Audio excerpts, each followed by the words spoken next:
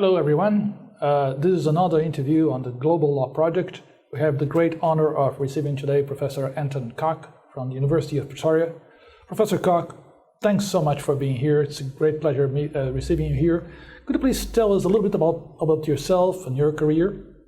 All right. So, spent almost my entire adult life at the University of Pretoria. So, starting there as a first year in 1990. I was a first year for 3 days when de Klerk unbanned the ANC. So first year about 2 weeks when Mandela was released. So I was a student in South Africa during that transition. Must have been very exciting. It was a safe place, probably one of the safest places to be in South Africa during that transition from 1990 to 94. Fantastic. So studied till about 96. Then did my legal apprenticeship in Johannesburg, our main commercial hub. And then went straight back to university. Just liked what a university offers more. Like to read, like to think. In practice, it's much more, this is a concrete problem that your client is faced with at university, that freedom to come up with your own problems, your own things to discuss. And I love teaching. Taught first years, most of my first 10 years. Second 10 years spent as deputy dean at the university, which was again offered new opportunities. The things I was frustrated as a lecturer, at least as deputy dean, you could tweak a few things here and there, make it a little bit more like you want it. That's going to be rewarding. Yeah, right? and then after that 10 years back to where I started as a professor in jurisprudence. My doctorate in 28 was a socio-legal analysis of the Promotion of Equality Act, which at the time was seen as the most important act, second only to the Constitution. South Africa, deeply unequal country, on most measures the most unequal country in the world, still is the most unequal country in the world, obviously based on our history of colonialism, patriarchy, and obviously since 1948 legislated segregation in the form of apartheid. And then an experiment, a huge modernist experiment in the 90s to undo centuries of segregation imposed by law to again use law to try and undo. So centuries of social engineering with another attempt in the 90s, right. Again using social engineering, but reverse, to undo what was done, again using law. And the question in the doctorate was, is this a feasible project? Are courts... because that's how it's playing out mainly. So many of our battles are playing out in courts. To what extent can courts do this job of transforming a country? So there's so much there. I mean, I think that Brazil and South Africa have so much in common, right? And also the 90s. I mean, Brazil went back to democratic rule in the 90s. It is a deeply, deeply unequal country. And of course, we want to change it, and law is a major tool for that, or could be a major tool for that, right? And your work has been centered a lot on equality and inequality, right? And which is marvelous, and it's a great opportunity to have you here, Professor Kok. But then, given the similarities and differences, first from a social political point of view, what do you think are the main challenges for implementing equality or lessening inequality? I'm talking about from the Brazilian point of view. Yes. The goal is to lessen inequality. That will be already something. Yeah. But of course, there are deeply rooted structures in Brazilian society that prevent this from coming true. So, what do you think from a social political point of view are the most challenging elements in South African society to promote equality? Yeah, so I must be frank, it depends on who you would have in this chair as to what answers right. You're going to get. Well, so that's a professor answer. So, right? So from where great. I am, or from how I see it, so part of the contradiction in South Africa, part of the transition from 1990 to 94 is that political power transferred to the majority. So we get, in 1994, we get a democratically elected majority government for the first time. So political power clearly shifts to the majority, but economic power mainly remains with the privileged, mainly white community, and how that plays out. And that relationship between economic power and political power and which of the two wins. That's part of the problem. The second part is that the governing party, the ANC, is a broad church of various persuasions. So black nationalists, capitalists, communists, socialists, all in one government. So it's quite tricky to get consensus on what will our approach be to transforming South Africans' lives. And unfortunately, we lost about a decade as well under the previous president of large-scale corruption. Now, corruption is in the hearts and bones of South Africa. If you want to take 1652 as when the Dutch colonizers arrive, Van Riebeeck is sent to the Cape as punishment for corruption. So from the very start. Unfortunately, this is something that I think we have in common, and it has explained so much in our countries, right? Yeah, and then on the one hand, to have so many court cases dealing with socioeconomic battles. On one hand, it can look for a lawyer, it can look to be a good thing, but on the other hand, if you look at the content of what plays out in those court cases, in a mature, well-functioning democracy, those kinds of disputes wouldn't end up in a court. It would play out in a robust way within the structures where it belongs, a well-functioning parliament, well-functioning bureaucracy, but NGOs often have to take the bureaucracy to court for things that should just have been happening as a matter of course. And that's a great point, because we have a similar process going on in Brazil. It seems that Parliament is unable, because we have a catch-all kind of parliament, right?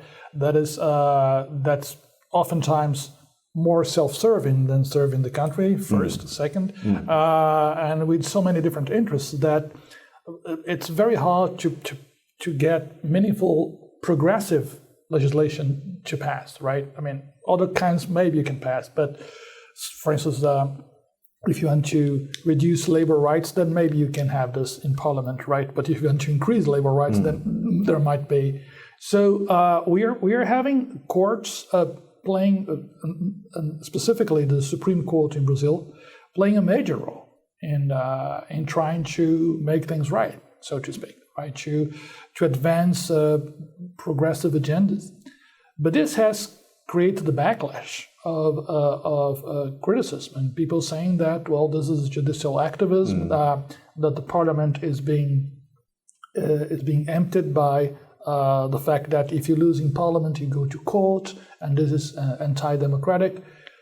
Is there something similar going on in South Africa, as you say, that courts are taking important steps, or how is this thing going on in South Africa? The role of courts, the relation, the so-called separation of powers, the balance between the powers. How does that play out in South Africa? So the Constitutional Court has been very careful, perhaps I think too careful, in ensuring that they keep, let's call it judicial legitimacy, not be seen to intrude too far. So on socioeconomic rights, for example, we have fully justiciable rights in the South African Constitution, no directives of state policy, fully justiciable socioeconomic rights. But how the Constitutional Court has given life to it is to merely ask the state to devise reasonable plans to progressively, over time, keep on implementing the right, which is, in other words, not currently being implemented where the right is immediately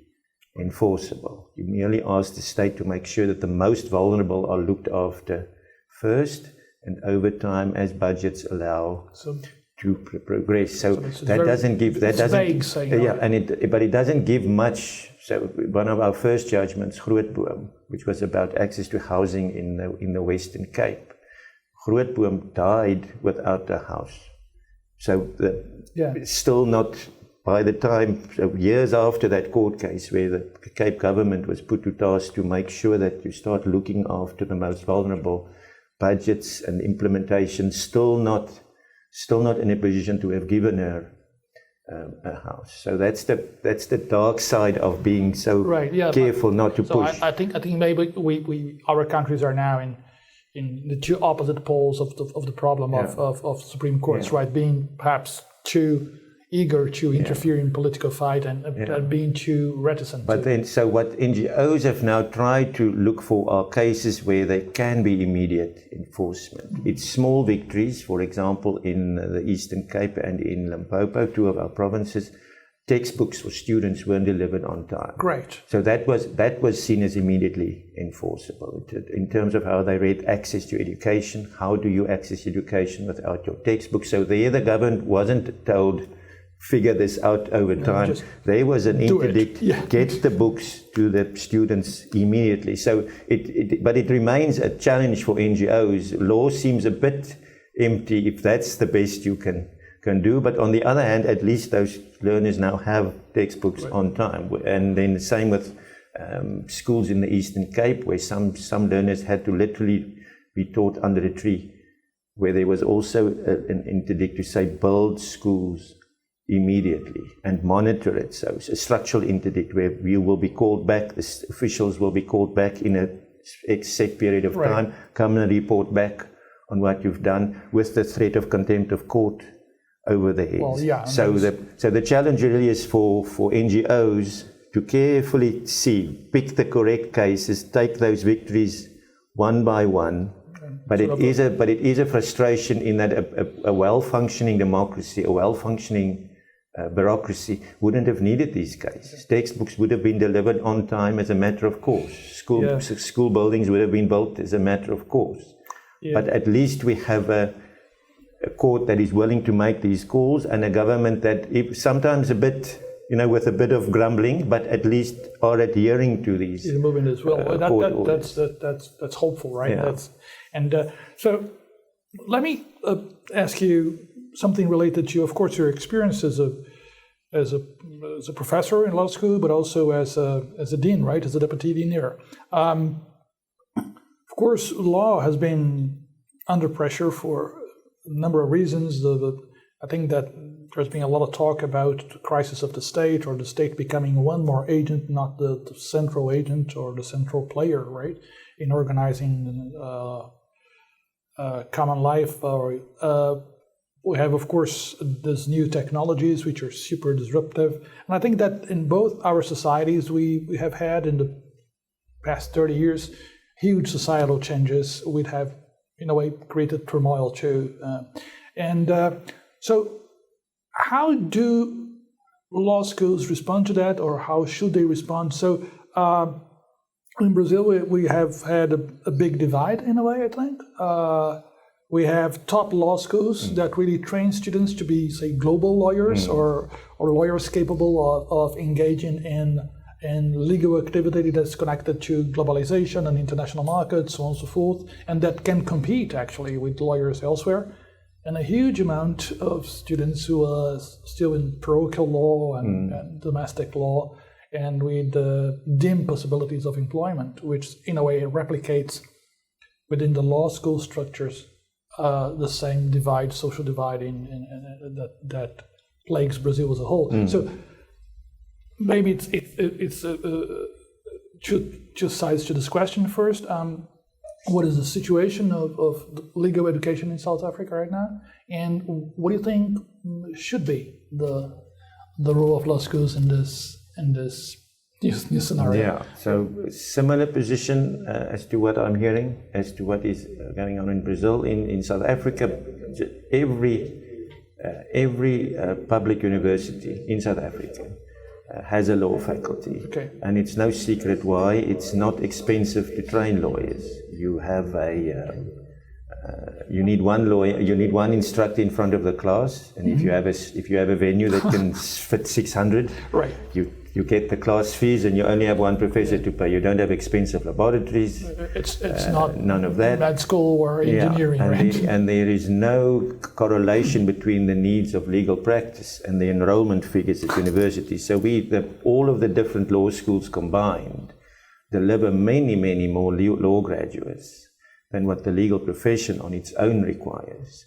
So there's a bit of a debate in our law schools as to what are we supposed to prepare our students for. Currently, we have a Council for Higher Education that prescribes what must the outcome of the LLB be, but that outcome is very specifically engineered to either postgraduate studies in law or application of law in a legal environment or legal profession. So very clear focus on just to clear something for those who don't know. I don't know. So is there a bar exam in South Africa? There's so it's mandatory for. Yeah. So what we inherited from the British, the split profession between some countries called attorneys or solicitors, and then also advocates or barristers. So we still have that, but both of them have an admission exam as well. So the 4-year LLB. Then some form of apprenticeship, either pupillage if you become an advocate, or articles of clerkship if you become an attorney, and then a bar exam, and then you are admitted, and then you are allowed to practice. 85% of our attorneys are single practitioners, and you can imagine that they struggle, and they are not necessarily in business for very long. So it is a... And how do you see the future? I mean, for if you could see, you design the law school you want. So what kind of law school would that be? Much smaller classes, and to focus much more on, I suppose it sounds a bit idealistic or silly, but reading and thinking skill. Lawyers read, lawyers think, lawyers write. But if you have 600 students, one lecturer, and you only teach someone to think and read well if there's that cycle of feedback and another draft, and that. So much smaller classes, focus in much more detail on, if you have a legal text, read it, think about it. What is the crux of what you've just read, and how do you apply what you've just read to novel situations? Well, that's how you educate lawyers, I think. So currently, unfortunately, a conveyor belt. Just try and get them to do the minimum so that they are not a danger to the public once they graduate. But it is difficult to keep staff motivated if year after year you have this deluge of students that you somehow have to try and get to pass with the minimum required knowledge, and how to apply what they've been taught. Well, this would be a fascinating topic of conversation. I think if we started from there, we could go to a whole critique of globalization and our social hierarchies. But our time is running short, so I'd like to ask if you'd like to share something or say something that you didn't have the opportunity of saying during this interview about law or about this experience. Maybe just a personal observation. It's my third visit to Sao Paulo, and I feel really at home here. What I see is what I see in South Africa. And what I hear about your challenges, how I see how people live, we look a little bit different, but it's also a very diverse country, huge divide between haves and have-nots, how people relate to one another on the street, but with a lot of underlying tension and conflict sometimes. So perhaps some element of pretend that it goes well, but below the surface things are not so nice. And then this challenge for lawyers: where does law fit into this? Where do law schools fit into this? I think it's so great to hear that, and I think it is. We have very unfair societies, right? But also we huge possibilities, and I think that, apart from your expertise, but one of the great things to have a program just like the Global Law Program is that I do believe that we cannot understand Brazil deeply if we look only at Brazil. So by understanding that similar dynamics take place in South Africa and in other countries, then I think we can sort of grasp better what is specific to our countries, and what is a response to global dynamics that are perhaps themselves not so fair, right? And we get the burden of solving the contradictions that the broader system is imposing upon. And that we can do very little to maneuver. But then that's one of the many reasons why we're so grateful to have you here, Professor Kok. Thanks so much for coming over and for having the time for that. And I hope you all enjoyed this conversation, and please wait for the next interview in the Global Law Program. Bye.